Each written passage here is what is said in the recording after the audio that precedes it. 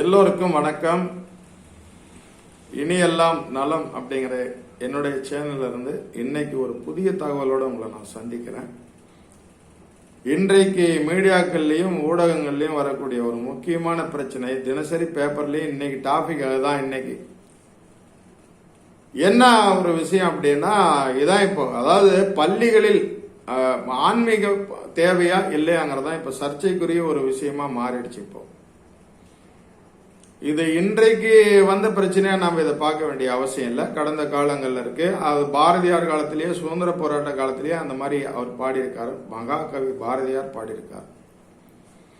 வெள்ளி பனிமலையின் மீதுலாவும், மேலை கடல் முழுதும் கப்பல் விடுவோம், பள்ளி தலம் அனைத்தும் கோயில் செய்வோம் அவர் பாடியிருக்கார்.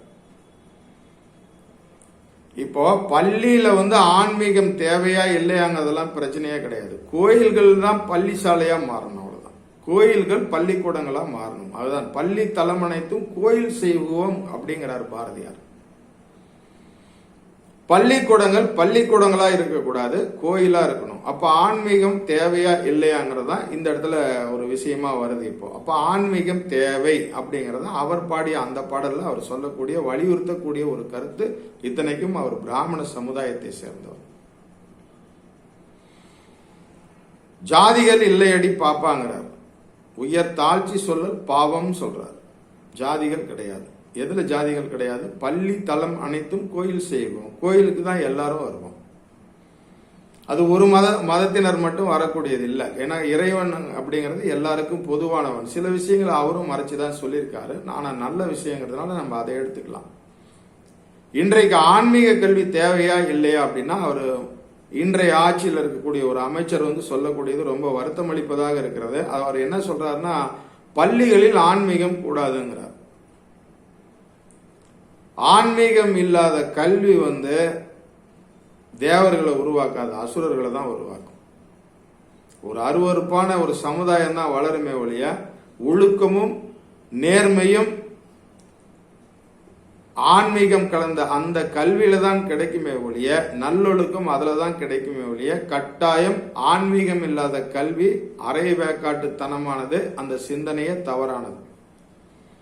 அவர் மோட்டிவேஷன் ஸ்பீச் பேசிட்டாரு, ஏதோ பேசிட்டாரு, தவறாதான் பேசிட்டான். சிறு வயசு பையன் தவறா பேசிட்டான். அது ஒரு பெரிய சர்ச்சையா எடுத்துக்க வேண்டிய அவசியம் இல்லை.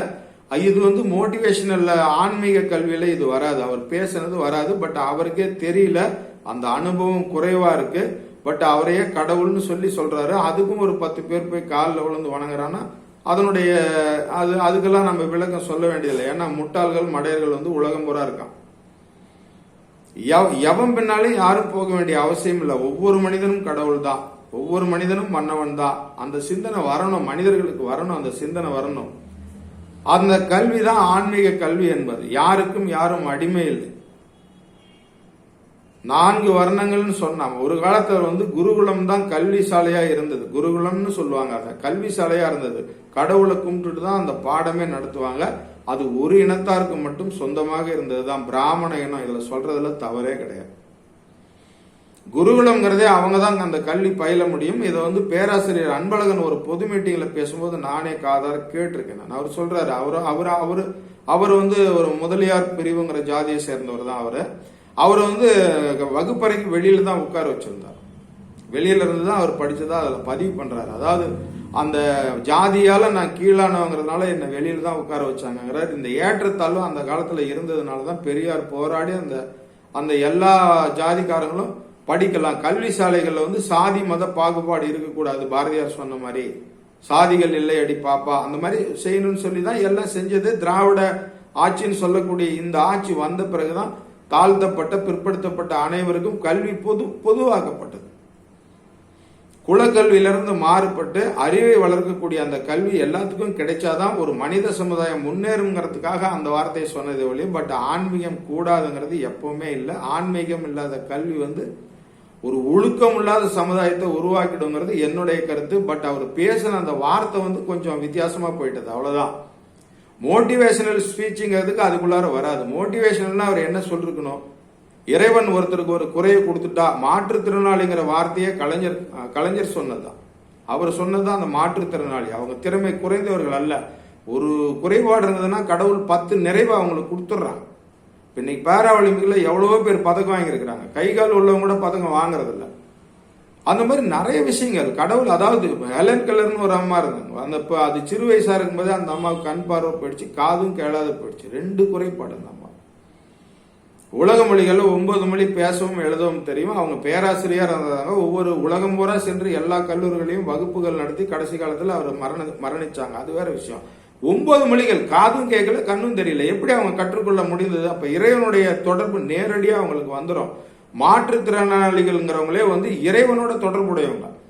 இந்த மாதிரி அவர் பேசியிருந்தாருன்னா அது மோட்டிவேஷனல் ஸ்பீச் ஆயிருக்கும். அவர் என்ன சொல்லிட்டாரு? கடந்த பிறவில நீங்க ஜென்ம பலன், அதாவது பாவ புண்ணியம் செஞ்சதுனாலதான் இந்த பிறவில கூன் குருடு செவிடா நீங்க பிறகுறீங்கன்னு அவர் பேசிட்டார். அந்த பள்ளிக்கூடத்துல ஒரு ஆசிரியர், அவர் கண் பார்வையற்றவர். அங்க இருக்கக்கூடிய அந்த குழந்தைகள்லாம் என்ன நினைக்கும்? அந்த ஆசிரியரை என்ன நினைக்கும்? இவர் ஏதோ பாவம் பண்ணியிருக்காரு கடந்த ஜென்மத்துல, அதனாலதான் இப்படி கண் தெரியாத பிறந்திருக்கிறாரு அப்படின்ற மாதிரி அந்த வந்துடும் இல்லையா? அந்த இடத்துல ஒரு தவறாயிடுச்சு. அந்த அனுபவம் இல்லை. ஏதோ பேசணும், பேச்சு திறன் இருக்கிறதுனால பேசிட்டாரே ஒழிய, பட் அந்த அனுபவம் இல்லை, அந்த முதிர்ச்சி இல்லை. இப்ப நான் ஏன் இதை உங்களோட பகிர்ந்துக்கிறேன்னா, நான் ஒவ்வொரு வருஷமும் நான் மோட்டிவேஷனல் ஸ்பீச் பண்ணுவேன். ஒரு 5000-10,000 பேர் வருவாங்க. மண்டபங்கள்ல தான் போடுவேன், மீட்டிங் போடுவேன். எனக்கு இதெல்லாம் ஓரளவுக்கு தெரியுங்கிறதுனால நான் சொல்ல வரேன். இந்த எல்லா மக்களும் கல்வி பெற்றது திராவிட ஆட்சி காலத்துல தான். அன்புமணி பேசுறாரு, அவர் ஒரு கட்சியை சார்ந்தவர், அவர் பேசுறாரு, அன்புமணிங்கிறவர் பேசுறாரு. நல்ல படிப்பாளி தான், டாக்டர் அன்புமணின்னு பேர் இருக்கு அவருக்கு. அவர் பேசுறாரு, 60 வருஷ காலத்துல திராவிட இயக்கங்கள் தமிழ்நாட்டை சீரழிச்சிட்டாங்கன்னு வாய் பூசாம பேசுறாரு. அவர் எப்படி டாக்டரா இருக்க முடியும்? அப்புறம் எதுக்கு இடஒதுக்கீடுக்கு போராடுறீங்க? போராடக்கூடாது இல்லையா? அவர் டாக்டர் ஆகிறதுக்கே கலைஞர் தான் காரணம், திராவிட ஆட்சி மாடல் தான் காரணம். பிற்படுத்தப்பட்டவர், தாழ்த்தப்பட்டவர் எல்லாம் இன்னைக்கு இப்ப அண்ணாமலை IPS எப்படி படிச்சிருக்க முடியும்? படிச்சிருக்க முடியாது. அவங்க வகுப்பறைக்கு வெளியில தான் உட்கார வச்சிருப்பாங்க. ஒரு பிராமணர் தான் படிப்புன்னா அவங்க பிராமணர் தான், அதுல எந்த சந்தேகமும் இல்லை. அவங்க 4 வர்ணங்கள் அவங்க சொல்றதே அதுதான். பிராமண குலம், குருகுலம். சத்திரியன் வீரர்கள், அவங்க நாட்டை பாதுகாக்கிற வேலை. வைசியர்கள் வாணிபம் செய்யணும். சூத்திரர்கள் கீழ்த்தரமான வேலை செய்யணும். நல்லா புரிஞ்சுக்கணும். கீழ்த்தரமான வேலை நான் சக்கிலின்னு சொல்றேன், செருப்பு தைக்கும் தொழிலாளி, துணி துவைக்கும் தொழிலாளி சொல்றேன் இல்லைங்களா? அந்த மாதிரி கீழான வேலைகளை பூராமே சூத்திரர்கள் செய்வோம். ஆனா அறிவார்ந்த சமுதாயம் சூத்திரர்கள் சொல்லக்கூடிய தாழ்த்தப்பட்டவர்கள், பிற்படுத்தப்பட்டவர்கள் தான். இன்னைக்கு சிம்பொனி இசை வாசிச்ச இளையராஜா தாழ்த்தப்பட்ட சமூகத்தை சேர்ந்தவர். எவனுக்குமே அந்த அறிவு கிடையாது. அந்த மாதிரி நிறைய விஷயங்கள் இருக்கு. யாருமே அதை அறிவால தான் ஒரு மனிதனை நிர்ணயிக்கணுமே ஒழிய குலத்தால நிர்ணயிக்க முடியாது. அதான் இந்த மாற்றத்தை கொண்டு வந்தவர் கலைஞர் தான், திராவிட மாடல் ஆட்சி தான். அது இல்லைன்னா இன்னைக்கு எவனுமே படிச்சிருக்க முடியாது. கலெக்டர் ராமையாங்கிறவர் எழுதுறாரு, அவர் ஒரு புத்தகம் எழுதியிருக்கிறார், வெற்றி உறுதினு ஒரு புத்தகமே எழுதியிருக்காரு. கலெக்டர், சேலம் கலெக்டர் இருந்தார் ராமையா, ரிட்டையர்டு. அவர் அந்த காலத்துல எல்லாம் படிப்பு மறுக்கப்பட்டது. தாழ்த்தப்பட்டவர்கள், பிற்படுத்தப்பட்டவர்களுக்கு மறுக்கப்பட்டது. கலைஞர் ஆட்சி, அண்ணா ஆட்சி அவர் இறந்த பிறகு, கலைஞர் ஆட்சி வந்த பிறகுதான் நிறைய சீர்திருத்தங்களை கொண்டு எல்லா மக்களுக்கும் எல்லாமே கிடைக்கணும். கல்வி மறுக்கப்படக்கூடாது. மெயின் கல்வி மறுக்கப்படக்கூடாது. அதனால இப்ப இந்த பையன் பேசினாங்கிறதெல்லாம் ஒண்ணும் இல்ல, தெரியாம பேசிட்டான் அவ்வளவுதான். இது பெரிய சர்ச்சையாக வேண்டிய அவசியமும் இல்லை. அந்த ஆசிரியர் வருத்தப்பட்டது நியாயமானது, முழுக்க முழுக்க நியாயமானதா. பேச தெரியாத பேசிட்டான், அவ்வளவுதான் விஷயம். ஒரு மாற்றுத்திறனாளியே இப்ப நான் என்ன சொல்றேன்னா, இங்க இருந்து எல்லாம் உலகம் பூரா மாற்றுத்திறனாளிக்கு போறாங்க. ஆச்சரியமா இருக்கு. ரோட்ல என்ன நடக்குதுன்னு அவங்களுக்கு காது தான் கண்ணு மாதிரி. அந்த மாதிரி குருடர்னா காது தான் கண்ணு மாதிரி. 2 கை இல்ல, 2 காலும் இல்ல சார். அதுதான் ஆச்சரியம். ஒருத்தர் கிருஷ்ணன் மெட்ராஸ்ல இருந்தார் சார், 2 கை இல்ல, 2 கால் இல்ல. அவர் சங்கீத வித்வானாகி ஏகப்பட்ட விருதுகள் வாங்கியிருக்காரு. அந்த மாதிரி கண்ணுக்கு தெரியாத விஷயங்கள் நிறைய இருக்கு. அவங்கெல்லாம் கடவுளுடைய அனுகிரகம் பெற்றவங்க.